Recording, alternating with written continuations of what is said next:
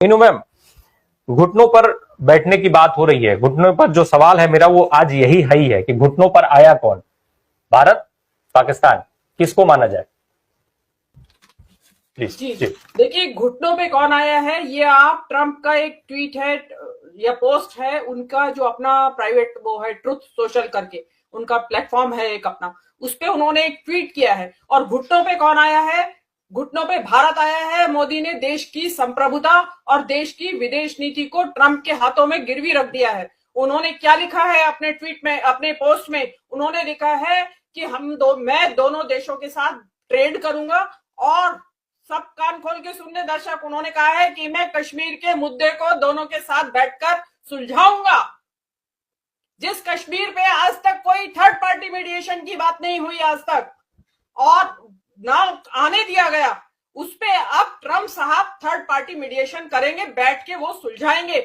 मोदी जी देश को बताएं कि क्या क्या गिरवी रखा है उन्होंने ट्रंप के पास, कि जो ट्रंप कश्मीर का के मुद्दे को सुलझवाएंगे। क्या कश्मीर पाकिस्तान को देने की तैयारी तो नहीं हो रही है? इसके अलावा मैं 3-4 बातें रखना चाहती हूं इसमें, कि ये आईएमएफ के पैसे से खरीदा गया सीज फायर है। उसमें इंडिया ने चुप्पी लगा दी। इंडिया का कोई प्रभाव काम नहीं आया, कोई विश्व गुरु की छवि काम नहीं आई, कोई आपका विदेशी नेताओं के गले पड़ना, झप्पी पहना, पप्पी लेना उनकी, वो कोई आपके काम नहीं आया। किसी ने आपका साथ नहीं दिया। और पाकिस्तान को अरबों रुपए का, अरबों डॉलर का जो है वो आईएमएफ ने बेल आउट पैकेज दे दिया। मोदी जी की इससे बड़ी हार हो नहीं सकती। आप विश्व गुरु का डंका कहते हैं, कि आप कहते हैं दुनिया सुनती है जब मोदी जी बोलते हैं।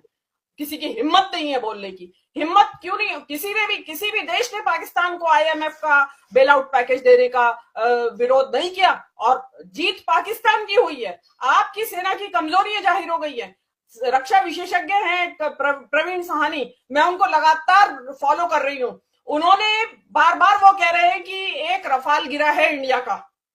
और रफाल कैसे गिरा? क्योंकि उसमें चाइना और अमेरिका की के जो मिले जुली जो एक हवाई जहाज और एक उसकी सुरक्षा, वो डिटेल है, वो मैं डिटेल बताऊंगी तो बहुत लंबा हो जाएगा। ये स्क्रीन पे वो ट्वीट है जिसका जिक्र मीनू मैम कर रही हैं। आपकी स्क्रीन पे वो ट्वीट है जिसका जिक्र मीनू मैम कर रही हैं। दर्शक हमारे यस देख यस सकते हैं यस जी जी। यस मीनू मैम आप यस, कंटिन्यू करिए।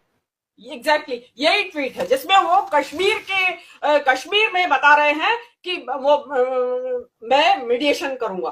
तो अब आप बताइए, इसमें जो मैंने अभी पहले, ये जो मैं आईएमएफ की बात कर रही थी, इसके बाद आप देखिए मोदी जी ने सबसे बड़ा क्या किया है, कि जो अभी तक वो पिछले 6 महीने से कोशिश हो रही थी किसी तरह ट्रंप को रिझा ले, ट्रंप जो नाराज चल रहे हैं। नंबर 1 तो ट्रंप ने जो खुंदक खाया हुआ था ट्रंप मोदी जी से, उसने पूरी खुंदक निकाल ली है कल अपनी।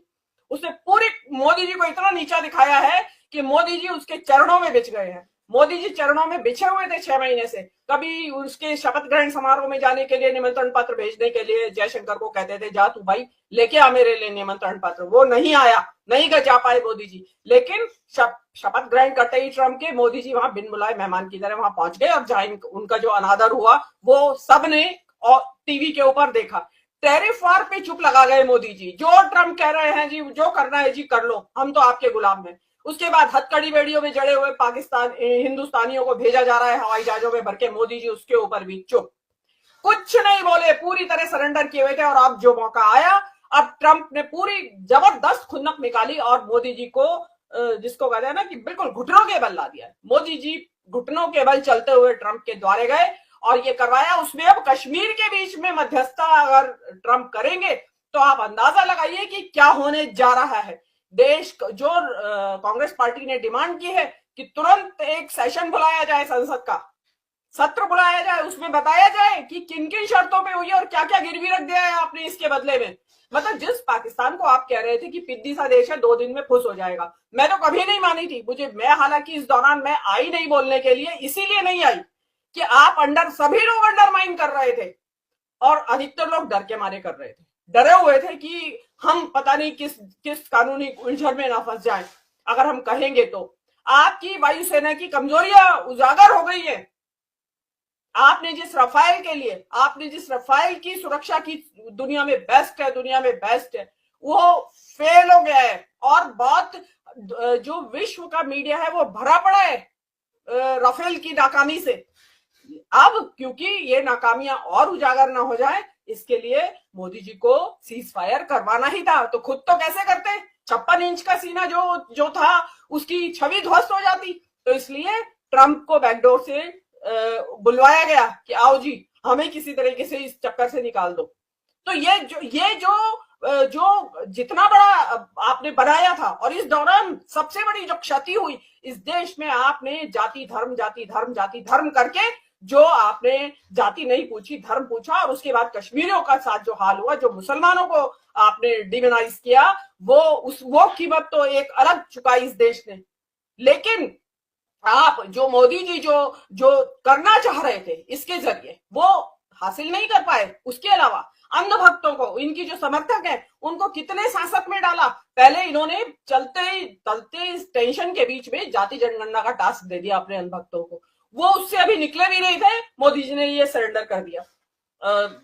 और अभी सरेंडर किया है, उसमें अंदर क्या क्या शर्तें हैं। आपने जो पानी रोका, आपने जो ये उनको जो आपने एयरवेज, जो आपने बहुत सारे सस्पेंड की थी जो चीजें, वो उनका क्या होगा। शिमला समझौते का क्या हुआ। शिमला समझौता था ही इसीलिए कि कोई थर्ड पार्टी बीच में नहीं आएगी, हम अपने आप करेंगे। अब क्योंकि शिमला समझौता सस्पेंड हो गया और निकल के आपके ट्रंप साहब सामने आ गए हैं, और ट्रंप साहब को अपने नोबेल पुरस्कार की पड़ी है। वो उन्होंने अफरा तफरी में, मतलब आप ये देखिए कि जिस घोषणा सीज फायर की यहाँ के सेना अधिकारियों को करनी चाहिए थी दोनों तरफ के, उसकी घोषणा प्रधानमंत्री वो ट्रंप साहब कर रहे हैं। और भारत के प्रधानमंत्री और पूरी मंत्रिमंडल सिरे से गायब है।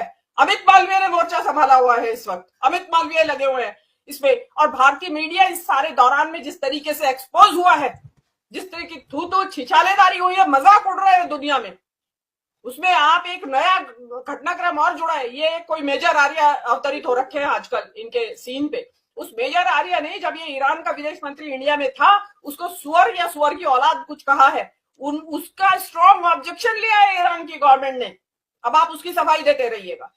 और इसमें सबसे इंपॉर्टेंट जो बात आपने शुरू में कही, चर्चा होना चाहिए था मोदी का, चर्चा हो रही है इंदिरा गांधी की।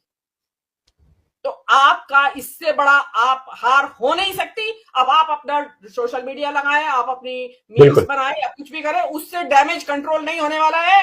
कश्मीर के ऊपर ट्रंप आपकी मध्यस्थता करेंगे और किस तरह आपका टेटुआ दबाएंगे, यू डोंट नो।